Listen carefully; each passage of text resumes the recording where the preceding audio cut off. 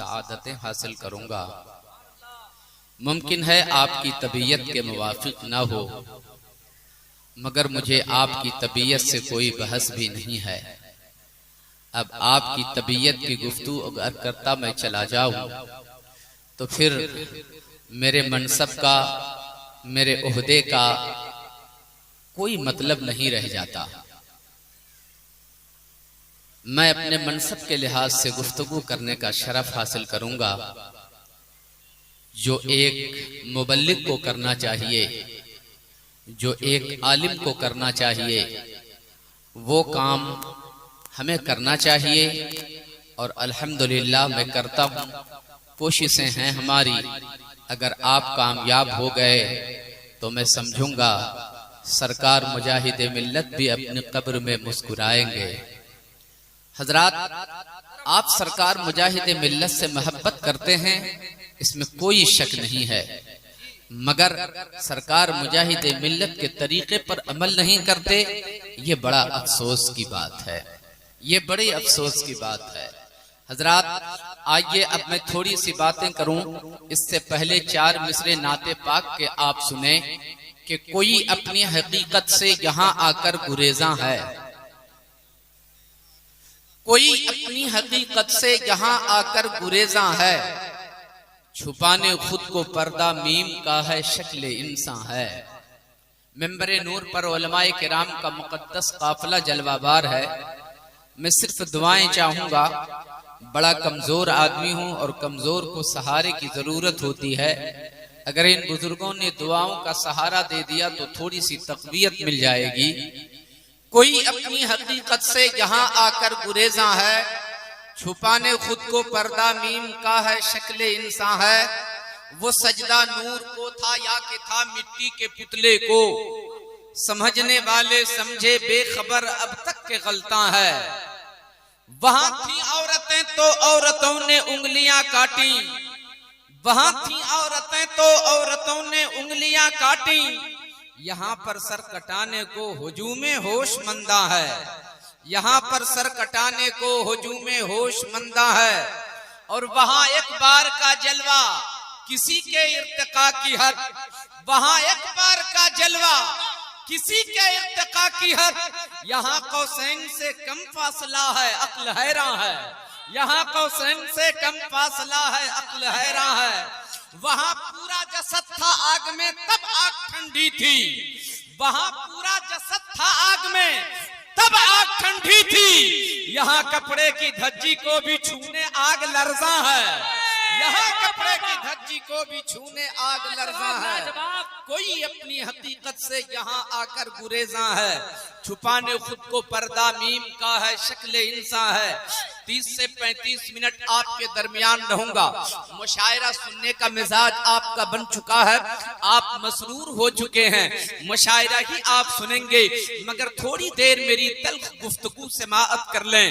اگر باتوں میں سچائی ہو تو باتوں میں تلخی ہو، پھر بھی اسے قبول کرو، اس لیے کہ میں سچ بتا رہا ہوں آپ کو۔ محترم دوستوں اور بزرگوں، میرا کام بے وقوف بنانا نہیں ہے، میں اپنی قوم کے ساتھ کبھی غداری نہیں کرتا، ایمانداری کے ساتھ اپنی قوم سے باتیں کرتا ہوں۔ اگر باتیں آپ کو سمجھ میں آ جائیں تو اپنی زندگی میں انقلاب پیدا کرنے کی ضرورت ہے، اپنی زندگی میں تبدیلی لانے کی ضرورت ہے۔ شاید آپ کو پتہ نہیں ہے کہ آپ کہاں جا رہے ہو، آپ کہاں پہنچ چکے ہو، آپ کو کیا کرنا چاہیے۔ آج تو ہر انسان اپنے من کی بات کر رہا ہے، اپنی طبیعت کی بات کر رہا ہے، اور پھر خطیب سے بھی اپنے اپنے انداز میں بات کروانا چاہتا ہے۔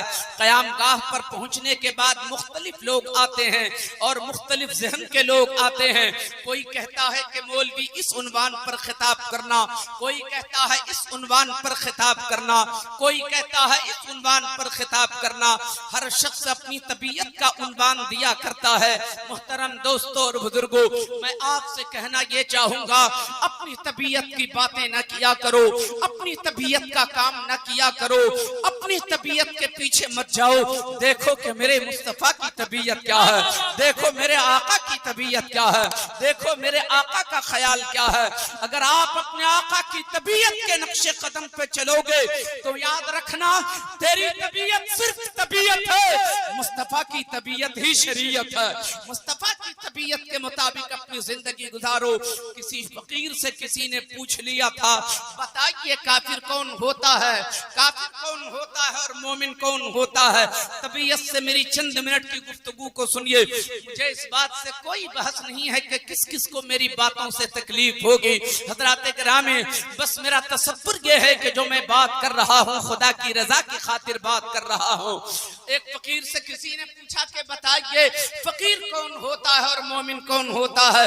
यहाँ इस वक्त 90% नौजवान लोग मेरे सामने बैठे हुए हैं। मैं कमेटी के नौजवानों को मुबारकबाद पेश करता हूँ। नौजवानों, अगर आप में इंकलाब आ गया, याद रखना कि जिस कौम को सबसे ज्यादा मेरे मुस्तफा ने पसंद किया था वो नौजवान की कौम थी, वो नौजवानों का तबका था। जिस तबके को सबसे ज्यादा मेरे आका ने पसंद फरमाया था वो नौजवानों का तबका था, वो नौजवानों की जमाअत थी, वो नौजवानों की टोली थी। आखिर कौन ऐसा उनसुर था नौजवानों में, कौन ऐसी बात पाई जाती थी नौजवानों के अंदर, कौन ऐसी बात पाई जाती थी नौजवानों के काफिले के अंदर कि मुस्तफा ने उसे पसंद फरमाया था। जबकि आज का नौजवान तो ये कहता है मैं अभी जवान हूँ, मुझे गुनाह कर लेने दो, अभी नौजवानी है, अभी गुनाहों का वक्त है, अभी खताओं का वक्त है, अभी आवारगी का वक्त है, अभी गुनाहों का वक्त है। मैं कहता हूँ नहीं नहीं, अगर गुनाहों का वक्त होता तो मुस्तफा पसंद ना फरमाते। अगर आवारगी की ये उम्र होती, अगर आवारगी की ये उम्र होती तो मुस्तफा पसंद नहीं फरमाते। मुस्तफा ने नौजवानों के तबके को इसलिए पसंद फरमाया कि जो नौजवान होता है वो बड़े काम की चीज हुआ करता है, जो नौजवान होता है उसके अंदर हौसला होता है, जो नौजवान होता है दीन की खिदमत का उसके अंदर जज्बा होता है। आज ये मैं बात थोड़ी सी करना चाहता हूँ। फकीर से पूछा गया बताओ काफिर कौन होता है और मोमिन कौन होता है। तवज्जो है आपकी? जी हजरत, काफिर कौन होता है और मोमिन कौन होता है, इसका जवाब दीजिए। तो फकीर ने कहा था ये तो बड़ा आसान है। कहा आसान है तो बता क्यों नहीं देते, आसान है तो जवाब क्यों नहीं दे देते, आसान है तो समझा क्यों नहीं देते। फकीर कामिल ने कहा था जहाँ आज बैठे हुए हो ये उर्से मुकद्दस भी एक फकीर कामिल का है, जहाँ बैठे हुए हो वो हवेली भी फकीर कामिल की है, जिस दरवाजे पर आप बैठे हुए वो दरवाजा फकीर कामिल का है। कितने खुश नसीब हैं हम, जहां सरकार मुजाहिदे मिल्लत का कयाम होता था आज थोड़ी देर के लिए वहां आपका कयाम हो गया है। हमारा बैठना सरकार मुजाहिदे मिल्लत को बोल फरमा ले और मुजाहिदे मिल्लत हम सबों को अपने रंग में रंग दे तो फिर सब हबीबी रंग नजर आएगा। सुभान अल्लाह। मैं अर्ज कर रहा था फकीर कौन होता है और मोमिन कौन होता है, मोमिन कौन होता है और काफिर कौन होता है। फकीर ने कहा बड़ा आसान है। कहा आसान है तो बताते क्यों नहीं, आसान है तो जवाब क्यों नहीं देते, आसान है तो समझा क्यों नहीं देते। फकीर ने जवाब दिया था सुनो, जो काफिर होता है, जो काफिर होता है वो अपने मन की बात करता है, जो काफिर होता है अपनी तबीयत की बात करता है, जो काफिर होता है अपनी मर्जी का मालिक होता है, जो काफिर होता है अपनी मर्जी की जिंदगी जीता है, जो काफिर होता है अपने ख्याल की जिंदगी जीता है, और जो काफिर होता है अपनी जिंदगी अपनी मर्जी के मुताबिक जिया करता है। इसका मतलब क्या हुआ, काफिर जो जीता है अपनी मर्जी से जीता है, अपनी तबीयत से जीता है, अपनी तबीयत का काम करता है, अपनी मर्जी की जिंदगी जीता है। काफिर जो होता है वो अपनी मर्जी की जिंदगी जीता है, वो अपनी तबीयत की जिंदगी जीता है, वो अपने मन की जिंदगी जीता है। फकीर कहता है जो काफिर होता है अपनी मर्जी की जिंदगी जीता है और जो मोमिन होता है अपनी जिंदगी का एक एक लम्हा खुदा की मर्जी पे छोड़ देता है, खुदा की मर्जी पे। नारे तकबीर, नारे रिसालत, फैज़ाने औलिया इकराम। आज हम कहाँ चले जा रहे हैं, थोड़ी देर के लिए आप सोच करके देखिए, क्या हम अपनी तबीयत की जिंदगी नहीं जी रहे हैं, क्या हम अपने ख्याल की जिंदगी नहीं जी रहे हैं, کیا ہم اپنے من کی زندگی نہیں جی رہے ہیں؟ اگر آپ رب کی مرضی کی زندگی جی رہے ہوتے سجدہ آپ سے نہیں چھوٹتا، رب کی مرضی کی زندگی جی رہے ہوتے آوارگی آپ کے اندر نہیں آتی، رب کی مرضی کی زندگی جی رہے ہوتے آپ کی نگاہوں کا شکار ہماری ماں بہنیں نہیں ہوتے، رب کی مرضی کی زندگی جی رہے ہوتے گھر میں قرآن کی تلاوت نہیں چھوٹتی، رب کی مرضی کی زندگی جی رہے ہوتے تو قدم قدم پہ مصطفیٰ کی سنتوں کا خیال ہوتا، مصطفیٰ کی سنتوں کا خیال ہوتا۔ ہم اپنی مرضی کی زندگی جی رہے ہیں، میں آپ سے نہیں کہتا کہ آپ کافروں والی زندگی جی رہے ہو، مگر آپ اپنی مرضی کی زندگی تو جی رہے ہو، اپنی طبیعت کی زندگی تو جی رہے ہو۔ میں کہتا ہوں نہیں، اپنی طبیعت کی زندگی مت جیو، اپنی طبیعت کی زندگی مت جیو، اپنی مرضی کی زندگی مت جیو، اپنی زندگی کا ایک ایک لمحہ خدا کی مرضی پہ چھوڑ دو۔ آخر ہم کیسے اس طریقے کی زندگی گزارنے لگے؟ ہمارے اندر یہ گناہوں کا تصور کیسے آ گیا؟ ہم گناہوں کے عادی کیسے ہو گئے؟ ہم خطاؤں کے عادی کیسے ہو گئے؟ محترم دوست اور بزرگوں، کسی کہنے والے نے کہا میں ترجمہ سنا دوں تو بات سامنے آ جائے گی۔ اللہ تبارک و تعالی ارشاد فرماتا ہے، میں ابھی تھوڑی دیر کے بعد میں سرکار مجاہد ملت کی بھی تھوڑی سی کہانی سناؤں گا آپ کو، آپ کا ایمان تازہ ہو جائے گا۔ کیا زندگی تھی سرکار مجاہد ملت کی، سبحان اللہ سبحان اللہ۔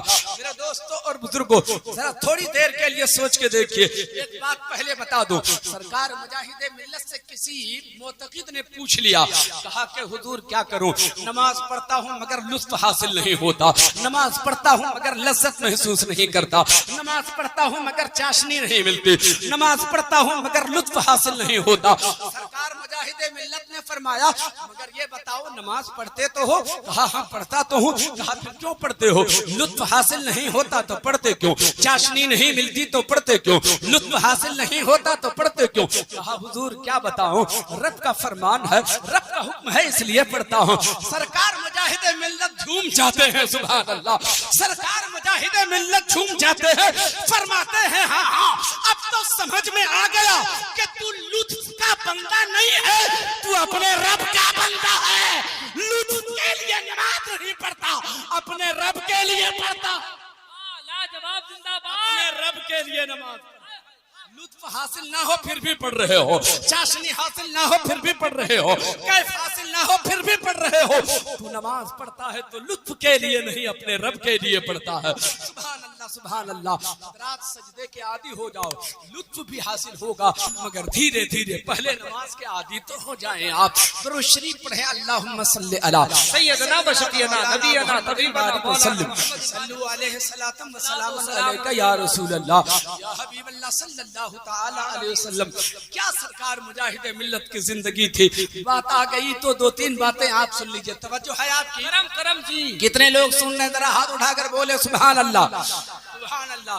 ایک سیٹھ سرکار مجاہد ملت کی بارگاہ میں آیا، اور سیٹھ تو سیٹھ ہوتا ہے نا، مزاج میں بڑکپن ہوتا ہے، مزاج میں تو رئیسانہ ہوتا ہے، رئیسانہ مزاج تھا، وہ اپنے اندر بہت ساری امیدیں لیے رکھا تھا، سیٹھ تھا، وہ پیسوں کا انبار تھا۔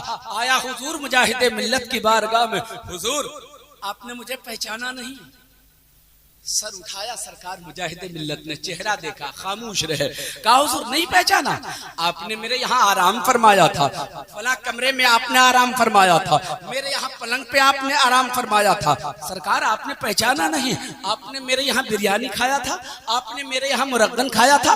وہ بکتا جا رہا ہے، بکتا جا رہا ہے، سرکار مجاہد ملت خاموشی کے ساتھ سنتے چلے جا رہے ہیں۔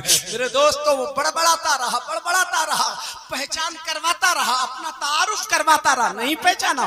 آپ نے میرے گھر یہ کیا تھا، آپ نے میرے گھر وہ کیا تھا، یہاں آرام کیا تھا، یہ کھایا تھا۔ سرکار مجاہد ملت کو جلال آیا، سر اٹھایا سرکار مجاہد ملت نے، ارشاد فرمایا ہاں جی، حبیب الرحمان بڑا ناشکرا ہے، جس کا کھاتا ہے اسی کو بھولتا ہے، جس کا کھاتا ہے اسی کو بھولتا ہے۔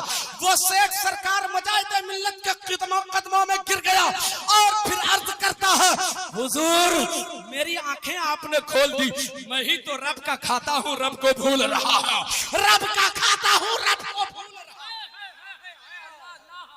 کیا بات ہے، क्या खाता हूँ रब को भूल रहा हूँ।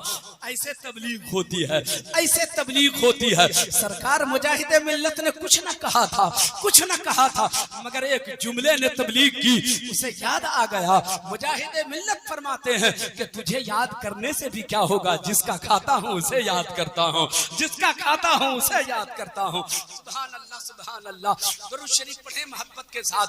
अल्लाहुम्मा सल्ली अला सय्यिदना व शफीना मुहम्मदिन व अला आलि सय्यिदना मौलाना मुहम्मदिन बारिक व सल्लिम। सल्लु अलैहि सलातम व सलाम अलैका या रसूल अल्लाह या हबीब अल्लाह सल्लल्लाहु अलैहि वसल्लम। अगर आप सुनना चाहें तो एक बात और बताऊं सरकार मुजाहिदे मिल्लत की। सुभान अल्लाह, सुभान अल्लाह। सरकार मुजाहिदे मिल्लत जेल में है। वाकया तो आपने सुन रखा है, कोई नई बात नहीं बता रहा हूँ। जेल में है सरकार मुजाहिदे मिल्लत। हजरात, एक लंबा अरसा जेल में आपका रहना हुआ। मुतक़िदीन, मुरीदीन ईद के मौके से जोड़े लेके आए। बोलिए सुभान अल्लाह।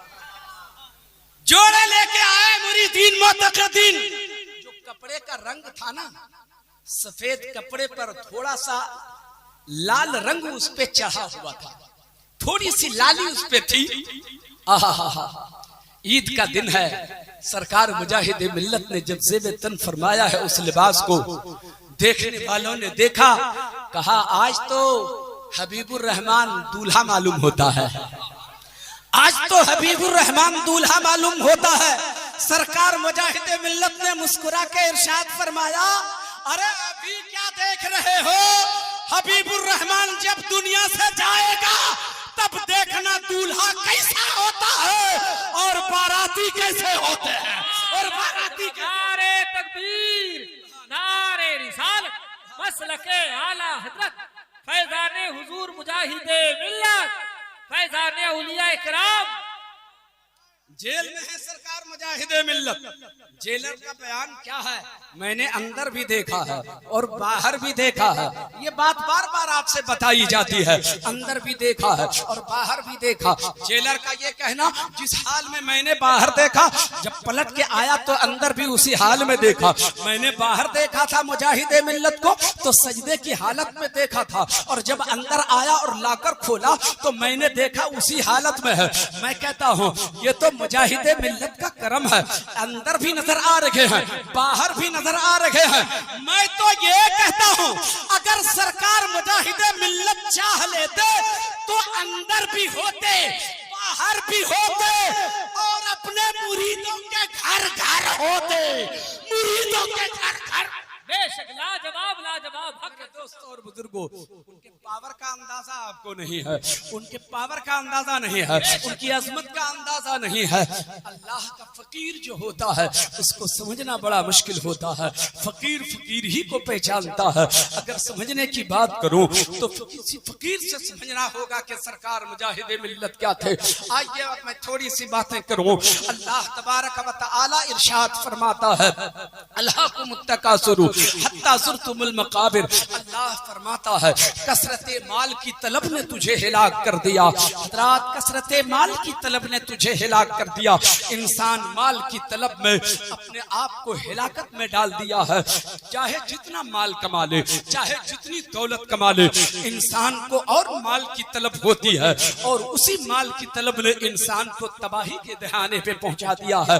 मैं मालदारों से शिकवा नहीं कर रहा हूँ, मालदारों से शिकायत नहीं कर रहा हूँ, मालदारों को कोस नहीं रहा हूँ। एक सच्ची बात है और कुरान का ऐलान है जो आप तक पहुंचा रहा हूँ। गौर से मेरे चंद जुमले सुनिए, मैं फौरी तौर पे रुखसत हो जाऊंगा। अल्लाह फरमा रहा है, आज जो गुनाहों के दलदल में इंसान फंस रहा है, आज जो गुनाहों का आदमी आदी हो गया है, अल्लाह का फरमान याद करो तो बात समझ में आएगी। अल्लाह तबारक व तआला इरशाद फरमाता है, कसरते माल की तलब ने तुझे हिलाक कर दिया, यहाँ तक कि तुम कब्रों में जा पहुंचे, यहाँ तक कि तुम कब्रों में जा पहुंचे। इंसान माल माल करते करते कब्र में चला जाता है, दौलत दौलत करते करते कब्र में चला जाता है।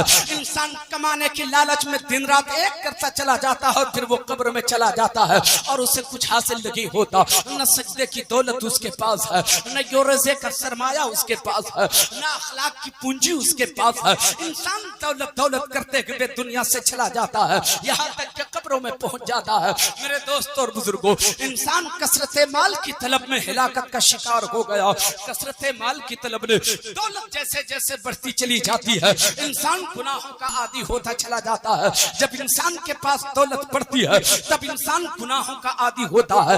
دولت بڑھتی ہے تو انسان عیاش ہوتا ہے، دولت بڑھتی ہے تو انسان گنہگار ہوتا ہے، دولت بڑھتی ہے تب انسان خطا کا عادی ہوتا ہے، دولت بڑھتی ہے تب آدمی آوارہ ہوتا ہے، دولت بڑھتی ہے تب کوئی شراب کا عادی ہوتا ہے، دولت بڑھتی ہے تب کوئی آوارہ گردی کرتا ہے، دولت بڑھتی ہے تب کوئی سجدے سے دور ہوتا ہے، دولت بڑھتی ہے تو گھر میں قرآن کی تلاوت بند ہو جاتی ہے۔ میرے دوست اور بزرگوں، انسان کو دولت نے خدا کی رحمتوں سے دور کر دیا ہے، خدا کی رحمتوں سے دور کر دیا۔ میں یہ نہیں کہتا دولت نہ کماؤ، دولت کماؤ ضرور کماؤ، مگر دولت سے محبت نہ کرو، اللہ و رسول سے محبت کرو، تاکہ دولت کماؤ تو وہ دولت اللہ و رسول کی بارگاہ میں خرچ کرنے کی توفیق ملتی چلی جائے۔ مگر انسان دولت کماتا ہے اور دولت کے چکر میں نشے کا عادی ہوتا ہے، دولت کے چکر میں انسان دوپٹے کا عادی ہوتا ہے، دولت کے چکر میں انسان تباہ ہو جاتا ہے، دولت کے چکر میں انسان عیاش ہو جاتا ہے، دولت کے چکر میں انسان جھوٹا ہو جاتا ہے، دولت کے چکر میں انسان فریبی ہو جاتا ہے۔ میں کہتا ہوں ایسی دولت کو ٹھوکر مار دو جو تجھے جہنم کی راہ پہ لگا دے، ایسی دولت کو گلے سے لگا لو جو دولت انسان کو جنت کی راہ پہ لگا دے، جو دولت انسان کو خدا کے لاجواب نعرے تکبیر، نعرے رسالت، پیغام اسلام۔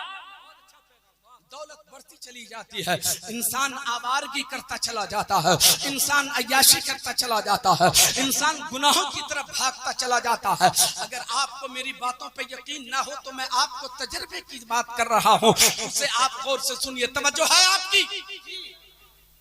حضرات، جو کام عرس سے ہونا چاہیے، جو ایک خانقاہ سے دنیا تک پیغام پہنچنا چاہیے، وہی کام میں کر رہا ہوں۔ میں آپ سے یہ نہیں کہوں گا کہ آپ میں باتیں کروں تو آپ نعرے لگا کر کے میری تقریر کا خیر مقدم کرو، مولوی جنید کا ویلکم کرو، نہیں، باتوں میں سچائی ہو تو بس قبول کر لو، اسی میں ہماری خوشی ہے۔ اس لیے کہ ہم جو کچھ آپ سے کہہ رہے ہیں وہ اللہ کی رضا کی خاطر کہہ رہے ہیں۔ کہیں ایسا نہ ہو کہ تیرے نبی تم سے ناراض ہو جائیں، تیرے عمل سے ناراض ہو جائیں، تو پھر تیرے پاس اور کوئی دولت تو ہے بھی نہیں، بس نبی کی محبت کی دولت ہی تو آپ کے پاس ہے۔ ہماری پونجی تو نبی کی دولت ہے، نبی کی محبت ہے، ہمارا سرمایہ ہی تو نبی کی محبت ہے۔ اور اگر نبی ہی روٹھ گئے تو پھر تیرے پاس بچے گا کیا؟ اگر آقا ہی روٹھ گئے تو تیرے پاس بچے گا کیا؟ آقا کی محبت کو سلامت رکھو، آقا کی محبت کو سنبھال کر رکھو۔ میرے دوستوں اور بزرگوں، ذرا دیکھیں، آپ دولت بڑھتی ہے، آپ خوش ہوتے ہیں، اپنی بیوی کو کچھ پیسے خوشی سے دیتے ہیں، اس لیے دیتے ہیں، ان کی بھی ضروریات ہیں۔ میں کبھی گھر پہ رہتا ہوں، کبھی گھر پہ نہیں رہتا ہوں، آپ کہیں باہر کبھی چلے جاتے ہیں، سامان تجارت لے کے نکل جاتے ہیں، کبھی سروس کرنے نکل جاتے ہیں، کبھی آپ اپنے دیش سے بدیش چلے جاتے ہیں کمانے کے لیے، اپنی بیوی کو کچھ پیسے دے کے جاتے ہیں۔ اور اگر گھر میں بھی رہتے ہیں، آپ ڈیوٹی کرتے ہیں، آپ پیسے کماتے ہو، مہینے میں کچھ پیسے اپنی بیوی کے ہاتھ میں کس لیے دیتے ہو؟ تاکہ میری بیوی مجھ سے خوش رہے۔ میرے دوستوں اور بزرگوں، ان کی خوشی کے لیے آپ کچھ پیسے ان کے پاس دے دیتے ہو، مگر کیا ہوتا ہے؟ ہماری ماں بہنوں کا حال دیکھو، دولت بڑھتی ہے تب آدمی آوارہ ہوتا ہے، دولت بڑھتی ہے تو آدمی گناہ کا عادی ہوتا ہے، دولت بڑھتی ہے تب آدمی عیاشی کرنا شروع کر دیتا ہے، دولت بڑھتی ہے تب انسان خدا کی رحمتوں سے دور ہوتا چلا جاتا ہے۔ آپ اپنی بیوی کو کچھ پیسے دیتے ہو، ہماری ماں بہنیں اپنے پیسے پانے کے بعد بازار چلی جاتی ہیں، اور بازار جانے کے بعد کیا ہوتا ہے؟ میک اپ کے سامان خرید کر لایا کرتی ہیں، میرے دوستو، پھر بناؤ سنگار کرتی ہیں، اور بناؤ سنگار کر کے اپنے شوہر کے سامنے نہیں آتی، بلکہ شادی کی محفل میں سمر کے جاتی ہیں، بازار جاتی ہیں تو سمر کے جاتی ہیں، شادی کی محفل میں جاتی ہیں تو سمر کے جاتی ہیں، عرس کے جلسے میں آتی ہیں تو سمر کے آتی ہیں۔ میک اپ کا سامان اس لیے رکھی ہے کہ سمر کے تم جاؤ، دوسروں کو اپنا چہرہ دکھاؤ، دوسروں کے سامنے اپنی خوبصورتی ظاہر کرو۔ نہیں، شریعت نے संवरने का हुक्म दिया है औरतों को, मगर ऐ मेरी माँ बहनों, अगर तेरा शौहर तुझे कुछ पैसे दे तो तुम मेकअप के सामान खरीद के लाओ, मगर बन संवर के तू अपने शौहर के सामने आओ, अपने शौहर को अपना हुस्न दिखाओ, निखर के आओ अपने शौहर के सामने, ताकि तेरे शौहर की नजर जब तेरे हुस्न पे पड़े तो फिर तेरे शौहर की निगाह किसी गैर महरम पे न पड़ने पाए। जब तेरे शौहर की निगाह उठे तो तेरे ही हुस्न पे उसकी निगाह उठे, तेरी ही खूबसूरती पे उसकी निगाह। बहुत अच्छा। दौलत के नशे में औरतें बहक रही हैं, दौलत पाने के बाद इंसान बहक जाता है, दौलत पाता है इंसान अय्याश हो जाता है। मैं कहता हूँ प्यारे मुसलमानों, आज देखो मैं तजर्बे की बात कर रहा हूँ, हो सकता है आपके धामनगर में ऐसा ना होता हो, मगर दौलत बढ़ती चली जाती है, हमारी माँ बहनों के सरों से दुपट्टा उतरता चला जाता है। पहले तो लिबास पहनती थी तो पूरे बदन छुपा हुआ होता, पूरा जिस्म छुपा हुआ होता, दौलत बढ़ गई तो कपड़े चुस्त हो गए, दौलत बढ़ गई तो कपड़े छोटे हो गए, दौलत बढ़ गई तो सर से दुपट्टा उड़ गया, दुपट्टा कंधे पे आ गया, और दौलत बढ़ गई तो कंधे से भी दुपट्टा गायब हो गया। बोलो दौलत ने इंसान को तबाह किया कि नहीं किया? दौलत के चक्कर में इंसान कहां से कहां पहुंच गया। मैं आपसे कहता हूं मुसलमानों, दौलत कमाओ जरूर कमाओ, मगर उन दौलतों को खुदा की मोहब्बत पर, खुदा की मोहब्बत पर दौलत की मोहब्बत गालिब न हो, बल्कि दौलत की मोहब्बत पर खुदा की मोहब्बत गालिब हो, रसूल की मोहब्बत गालिब हो, तो फिर वो दौलत इंसान को जन्नत की तरफ लेकर चली जाती है। आज ये मैं थोड़ी सी बात करूं, दौलत खर्च करो। हमारी माँ बहनों गौर से तुम सुनना कि अगर तेरा शौहर तुझे कुछ खर्च करने के लिए दे, आप सुनिएगा नौजवानों, आपसे भी मैं कहता हूं, अगर अल्लाह दौलत दे तो उस दौलत से क्या हमें करना चाहिए? अल्लाह की रजा हासिल करना चाहिए, अल्लाह की खुशनुदी हासिल करना चाहिए। दौलत से अल्लाह की रजा कैसे हासिल करेंगे? मैं यही बताकर रुखसत होना चाहता हूँ। अल्लाहु अकबर। आपने हारून रशीद का नाम सुना होगा। हारून रशीद अपने वक्त का बहुत बड़ा शहंशाह है, अपने बहुत बड़ा बादशाह अपने वक्त का है। बुजुर्गों ने बताया हारून रशीद उस बादशाह का नाम है, सूरज निकलता था तो उसी की सल्तनत में, डूबता भी था तो उसी की सल्तनत में डूबता था। इतनी बड़ी सल्तनत का वो बादशाह था। उसी हारून रशीद की बीवी का नाम था जुबैदा। पर ये बड़ी लंबी कहानी है, मगर मैं उधर नहीं जाना चाहता।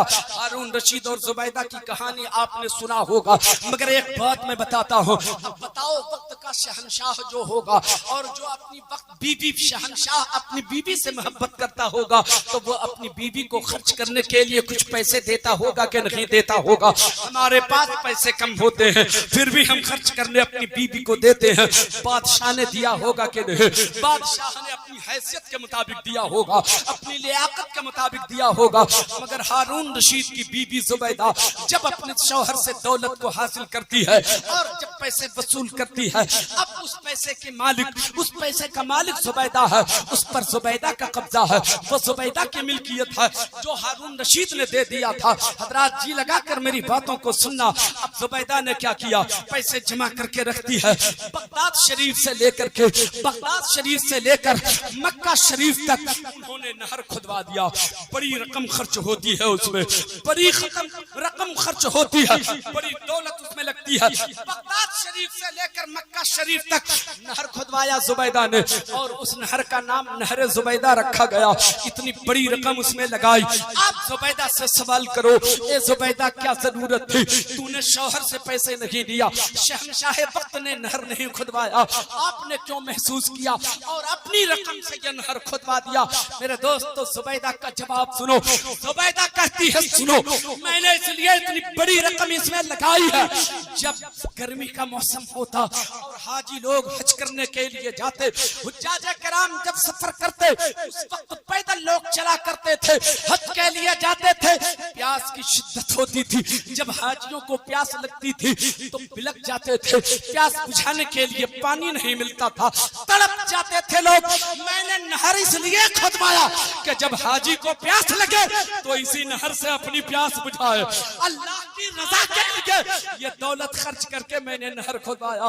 मेरे दोस्तों और बुजुर्गों, दौलत अगर हासिल हो तो अल्लाह की रजा हासिल करो।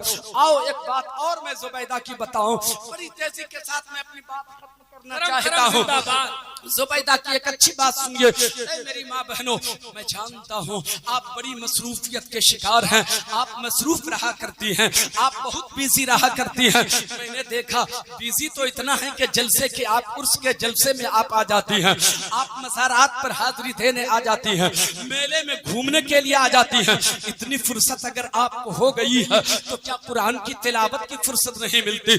آپ کا شوہر پریشان رہتا ہے، اتنا کماتا ہوں برکت نہیں ہوتی، اتنی محنت کرتا ہوں برکت نہیں ہوتی، اور تو ہے آوارہ کی طرح گھومتی رہتی ہے، اپنے سر سے بال، اپنے سر سے دوپٹہ اتار کر اپنے بالوں کو بکھرا کے زلفیں لہرا کے بازاروں میں چلا کرتی ہے، شادی کی محفل میں جاتی ہو زلفیں لہرا کے چلا کرتی ہو. تمہارا تصور یہ ہوتا ہے میری زلفیں دیکھے کوئی تو کچھ ہو جائے، مجھے دیکھے تو کوئی ایک دوسرے سے کہے کہ فلاں کی بیوی بڑی خوبصورت لگتی ہے. اے میری ماں بہنوں، یہ تصور چھوڑ دو، یہ خیال چھوڑ دو. زبیدہ خاتون سے سبق حاصل کرنا چاہیے. آپ کے درمیان سیدہ فاطمہ زہرا کی سیرت بیان کی جاتی ہے مگر نظر انداز کر دیتی ہو. سیدہ فاطمہ زہرا کی کنیز کا نام ہے زبیدہ خاتون. وہ زبیدہ خاتون ایک روز گھر میں بیٹھی ہوئی ہے، غور سے سنیے، تلاوت نہیں کرتی ہو تم، کہتی ہو فرصت نہیں. صبح ہوتی ہے، بچوں کو اسکول جانا ہوتا ہے، اس کے لیے ٹفن تیار کرنا ہوتا ہے. میرا شوہر ڈیوٹی جاتا ہے، اس کے لیے ناشتہ تیار کرنا پڑتا ہے. صبح اٹھتی ہوں، آنگن میں جھاڑو لگانا پڑتا ہے، برتن صاف کرنا ہوتا ہے، وقت نہیں ملتا. اٹھتی ہوں تو کام میں لگ جاتی ہوں. میں کہتا ہوں اے میری ماں بہنوں، اے کاش کہ تو تھوڑی دیر قرآن کی تلاوت کے لیے وقت نکال لیا ہوتا. اگر تو قرآن کی تلاوت کی عادی ہو گئی ہوتی تو تیرے سارے کام بھی ہو جاتے، تیرا وقت بھی بچ جاتا. یہ قرآن کی تلاوت کی برکت کا ظہور تیرے گھر میں ہوتا کہ وقت سے پہلے تیرا سارا کام ہو جاتا، اور پھر تیرے گھر میں برکتوں کا بھی نزول ہوتا، تیرے شوہر کی پریشانی بھی دور ہو گئی ہوتی. مگر تو تلاوت نہیں کرتی. زبیدہ کی ایک کہانی سنو، بات ختم کرنا چاہتا ہوں. زبیدہ خاتون ہے، ہارون رشید بادشاہ کی بیوی ہے. 300 خادمہ کو خریدا، 300 کنیز کو اس نے اپنی جیب خاص سے خریدا، اپنی خاص رقم سے خریدا. 300 عورتوں کو خریدا، 300 کنیز کو خریدا. سب کے سب حافظ قرآن ہیں، سبحان اللہ. 300 کے 300 پورے کے پورے حافظہ ہیں، سب حافظہ ہیں. سب کو اپنے محل میں بلوایا اور کنیز کو سامنے رکھا. 300 کنیزیں ہیں، 300 خادمہ ہیں.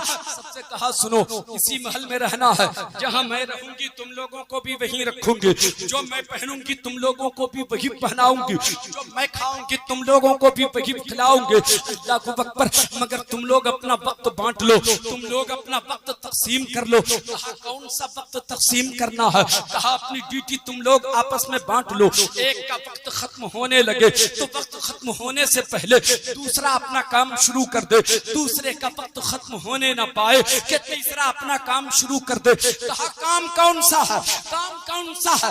زبیدہ کہتی ہے کام صرف اتنا ہے کہ میرے اس محل میں ایک انسان ایک قرآن کی تلاوت کرے، اور جب اس کا وقت ہونے پہ آئے تو دوسرا قرآن کی تلاوت شروع کر دے. ایک لمحہ کے لیے میرے گھر میں قرآن کی تلاوت بند نہیں ہونا چاہیے، بند نہیں ہونا چاہیے. اے میری ماں اور بہنوں، کہاں ہو آپ کے پاس اتنی تو دولت بھی نہیں ہے کہ کنیز خرید کے لاؤ، خادمہ کو خرید کے لاؤ، اسے آپ تنخواہ دو اور قرآن کی تلاوت کرواؤ. خود ہی قرآن کی تلاوت کرو، تیرے گھر میں برکتوں کا نزول ہوگا. درود شریف پڑھیں، اللہم صلی علی سیدنا و مولانا محمد و علی آلہ وسلم، مولانا محمد بارک وسلم. صلو علیہ الصلاۃ والسلام علیک یا رسول اللہ. توجہ ہے آپ کی؟ 2-4 منٹ اور سنیں گے کیا؟ حضرت بولیے. ایک بار اور محبت سے بولیں یا رسول اللہ. حضرات، میں تقریر نہیں، ایک درد ہے جو آپ کے سامنے رکھتا ہوں. اگر آپ نے قبول فرما لیا تو زندگی میں انقلاب آئے گا، زندگی میں تبدیلی آئے گی. پھر آپ جو خوش ہو گئے اپنی زندگی سے، آپ خوش محسوس کرو گے. ہم کیسے جہاں کرتے تھے، ہم کیسے جیا کرتے تھے، اب کیسا کرم پروردگار کا ہم پہ ہو گیا ہے. آپ چلو گے تو فرشتے بھی آپ کو سلوٹ ماریں گے، فرشتے بھی آپ کو سلام کریں گے، سماج کے لوگ بھی آپ کو سلامی پیش کریں گے. ایسی زندگی گزارنے کی ضرورت ہے. اللہ اکبر. زبیدہ خاتون کی ایک اور بات مجھے یاد آ گئی ہے, 1 منٹ میں اسے بھی سنا دیتا ہوں. ماں بہنوں جہاں بھی ہو آپ وہیں سے میری باتوں کو سننا. اپنے سر کو دوپٹے سے خالی مت رکھنا, اپنے سر سے دوپٹہ اترنے نہ دینا. تم کسی کی امانت ہو, تم اپنے شوہر کی امانت ہو, اس امانت میں خیانت نہ کرنا. تیرا حسن تیرے شوہر کے لیے ہے, تیری خوبصورتی تیرے شوہر کے لیے ہے. جتنا دکھاوا کرنا ہو, جتنا بننا سنورنا ہو, صرف اپنے شوہر کے سامنے بنا سنورا کرو. اپنا حسن ظاہر کیا کرو تو اپنے شوہر کے سامنے, تاکہ تیرا شوہر تجھے دیکھے اور گناہوں سے وہ محفوظ رہے. اللہ اکبر. زبیدہ خاتون ایک روز اپنے گھر میں بیٹھی ہوئی تھی. اچانک شام کو ہارون رشید گھر میں داخل ہوتے ہیں. جب آئے گھر میں داخل ہوئے, دیکھا کہ زبیدہ کے سر میں دوپٹہ بندھا ہوا ہے, دوپٹہ بندھا ہوا ہے. زبیدہ خاتون کے اس انداز کو دیکھا جب ہارون رشید نے کہا, زبیدہ سر سے دوپٹہ اتارو. تم نے دوپٹہ کیوں باندھ رکھا ہے؟ دوپٹہ جب اتارا ہے زبیدہ خاتون نے سر سے دوپٹہ اتارا تو اس وقت سر میں بال لگے تھے, سر میں بال لگے تھے, سر منڈا ہوا تھا, سر منڈا ہوا تھا, سر انہوں نے چھلوا لیا تھا. ہارون رشید چونکہ اپنی بیوی سے بے پناہ محبت کرتا تھا. اور اے دوستو میں کہتا ہوں, ہاں محبت ہی کرنے کی چیز تو ہے بیوی, بیوی تو محبت ہی کرنے کی چیز ہے. اگر محبت تقسیم کرنا ہو تو سب سے پہلے اپنی بیوی کو دو, اپنی بیوی کو محبت دو, اپنی بیوی کو محبت عطا کرو, اپنی بیوی کو محبت بانٹو. محبت کرتے تھے ہارون رشید اپنی بیوی سے. دیکھا سر سے بال اترا ہوا ہے, ہارون رشید رونے لگے, زارو قطار رونے لگے. اے زبیدہ کیا کر دیا تم نے, کیا ظلم کیا مجھ پر تم نے, بال کیوں چھلوا دیا؟ اب تو اتنی خوبصورت بھی نہیں لگ رہی ہے, تیرا حسن ہی بگڑ گیا, تیری خوبصورتی ہی ختم ہو گئی. تیری زلفیں کتنی خوبصورت لگتی تھی, تو کس قدر حسین لگتی تھی. اے زبیدہ کیوں تم نے اپنا سر منڈا لیا, کیوں اپنے سر کے بال کو اتروا لیا؟ زبیدہ خاتون بھی رو رہی تھی, مگر روتے روتے اس نے کہا, اے ہارون رشید میری بات تو پہلے سنو, اب رونا بند کرو. کہا جلدی بولو, دل ڈوبا جا رہا ہے. زبیدہ کہتی ہے, میرے شوہر آپ سنی باتیں سنو. میں غسل کر کے اپنے چھت پر چلی گئی تھی تاکہ بالوں کو سکھایا جائے. بالوں کو سکھانے کے لیے میں اپنے مکان کی چھت پہ گئی, بیٹھ کر بالوں کو سکھا رکھی تھی. سر سے دوپٹہ اتار دیا تھا, سر کو بالوں کو چھپانے کے لیے, چھپانے کے بجائے میں کھول کر دوپٹہ ہٹا کر اپنے بالوں کو سکھا رکھی تھی دھوپ میں. اچانک میں نے محسوس کیا میرے پیچھے کوئی ہے. جب پلٹ کے میں نے دیکھا میرے پیچھے ایک نوجوان کھڑا تھا اور میرے بالوں کی طرف دیکھ رہا تھا, میرے بالوں کی طرف دیکھ رہا تھا, میری زلفوں کی طرف جھانک رہا تھا. اتنے میں اپنے چھت سے نیچے اتر گئی. نیچے اترتے ہی اپنے سارے بال سر سے اتروا دیا. کہا کیوں اتار دیا؟ کہا اپنے بالوں کو اس لیے میں نے اتار دیا کہ جن بالوں پہ غیر محرم کی نظر لگ گئی ہو اب وہ میرے شوہر کے قابل نہیں رہا, اب وہ میرے شوہر کے قابل نہیں. حضرات میری ماں بہنوں, تم ذرا غور تو کرو, تیرے حسن کا حقدار کون ہے, تیری خوبصورتی کے نظارے کا حقدار کون ہے؟ اپنے آپ کو بدلنے کی ضرورت ہے. اگر تم نے بدل دیا تو تیرا گھر جنت نما ہو جائے گا. بات میں ختم کر رہا ہوں. کثرت مال کی طلب نے انسان کو ہلاک کر دیا. انسان دولت پاتا ہے گناہوں کا عادی ہوتا ہے. میں کہتا ہوں, ایسا نہیں کہتا ہوں کہ دولت نہ کماؤ, نہیں کہتا ہوں کہ دولت جمع نہ کرو. میں کہتا ہوں ہاں دولت جمع کرو, ہاں سرمایہ جمع کرو, ہاں پونجی جمع کرو, ہاں دولت خوب کماؤ, مگر دولت کماؤ اللہ کی رضا کے لیے, اللہ کی خوشنودی حاصل کرنے کے لیے. گناہوں کو خریدنے کی ضرورت نہیں ہے, بلکہ دولت کو کما کر کے اللہ کی رحمتوں کو اپنے دامن میں سمیٹنے کی ضرورت ہے. اللہ کی رضا کے خاطر راہ خدا میں خرچ کرنے کی ضرورت ہے. میں بات ختم کرتا ہوں. دولت کو خدا کی راہ میں خرچ کر کے اللہ و رسول کی رضا کیسے حاصل کی جاتی ہے؟ 2 منٹ کی گفتگو سنیے اور آپ کا خادم رخصت ہوتا ہے. سرکار عثمان غنی, توجہ ہے, کتنے لوگ سن رہے ہاتھ اٹھا کر بتائیں. سرکار عثمان غنی مدینہ شریف سے چند دنوں کے لیے باہر تشریف لے جاتے ہیں اور جب 4-5 دنوں کے بعد آپ مدینہ شریف تشریف لاتے ہیں، جیسے ہی مدینہ میں قدم رکھا ہے عثمان غنی نے، کیا دیکھتے ہیں؟ اذان ہو گئی۔ جیسے ہی اذان ہوتی ہے عثمان غنی اپنے گھر جانے کے بجائے سیدھے مسجد نبوی تشریف لے جاتے ہیں، نماز ادا کرنے کے لیے مسجد نبوی تشریف لے گئے۔ جب پہنچے مسجد نبوی تو وقت جماعت کا ہو چکا تھا، میرے آقا مصلی امامت پر تشریف لے جا چکے تھے۔ 5 دنوں سے مدینے کی غیر حاضری، 5 دنوں سے وہ مدینے سے دور تھے، 5 دنوں کے بعد آئے تھے۔ کیا منظر رہا ہوگا، کیا وقت رہا ہوگا، کیا کیفیت ہو رہی ہوگی عثمان غنی کی۔ میرے مصطفیٰ جب مصلی امامت پر تشریف لے گئے تب تک حضرت عثمان غنی پہنچ گئے۔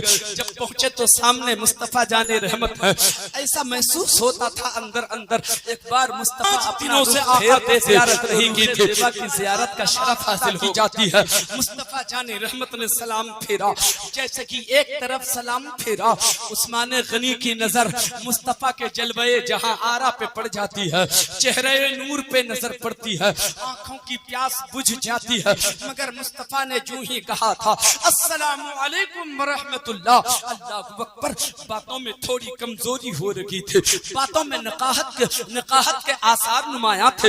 عثمان غنی نے مکمل نماز ہوتی ہے، سلام پھیرنے کے بعد دعا ختم ہوتی ہے، عثمان غنی وہاں سے بے چینی کے ساتھ نکلے، ساتھ ساتھ حضرت بلال کا ہاتھ بھی پکڑا اور کچھ دور لے جا کے پوچھتے ہیں حضرت بلال سے عثمان غنی، اے بلال بتاؤ مصطفیٰ کو کیا ہو گیا، آقا کو کیا تکلیف ہو گئی، آقا کو کیا اذیت ہو گئی، آقا کی باتوں میں کمزوری ہے، آقا کی باتوں میں نقاہت کا اثر واضح ہو رہا ہے، آقا کی باتوں میں تھوڑی کمزوری نظر آ رہی ہے، آخر معاملہ کیا ہے، کہیں تکلیف تو نہیں ہو گئی آقا کو۔ حضرت بلال عرض کرتے ہیں عثمان مجھ سے کیا پوچھتے ہو، مصطفیٰ کے گھر جا کے معلوم کر لو، آقا کے گھر جا کے پتا کر لو۔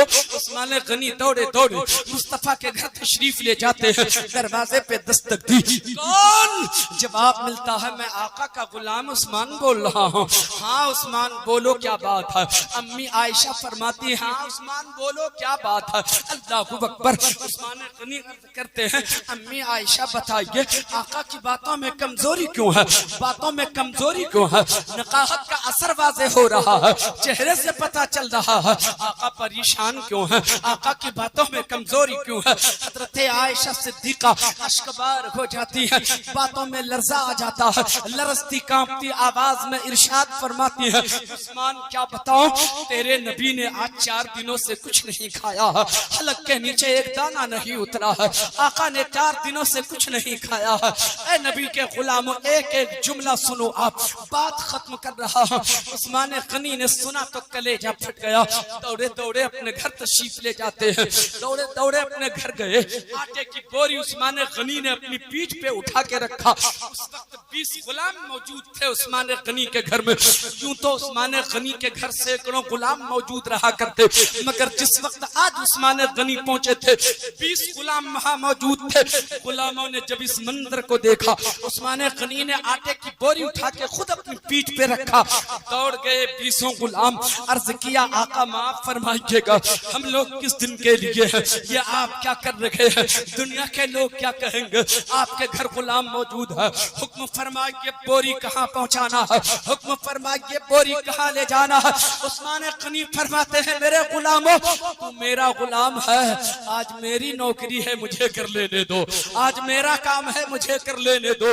عثمان غنی آٹے کی بوری لے کر پہنچتے ہیں مصطفیٰ جان رحمت کے گھر، بات ختم ہو رہا ہو، چند جملے ہیں، اسے اس کان سے مت سننا، دل کے کان سے سننا تو بات سمجھ میں آئے گی۔ عثمان غنی پہنچتے ہیں مصطفیٰ کے گھر، عثمان غنی فرماتے ہیں امی عائشہ آپ پردے میں چلی جائیں، سیدہ عائشہ پردے میں چلی جاتی ہیں۔ عثمان غنی نے پہلے صفائی کی، آپ نے پہلے جھاڑو لگائے، آپ نے صفائی کی، آٹا گوندھا اور اس کے بعد پھر آگ جلانا شروع کیا، آپ نے سالن تیار کیا، اب چولہا پھونکنا شروع کیا۔ سیدہ عائشہ فرماتی ہیں میں پردے کی اوٹ سے جھانک کر دیکھ رہی تھی، جب عثمان غنی چولہا پھونک رہے تھے نا تو آپ کی داڑھی مبارک سے دھواں نکل رہا تھا، آپ کا چہرہ سرخ ہو گیا تھا، آپ کی آنکھوں سے پانی نکل رہا تھا، دھواں اتنا پریشان کر رہا تھا کہ آپ کی آنکھیں اشکبار تھے۔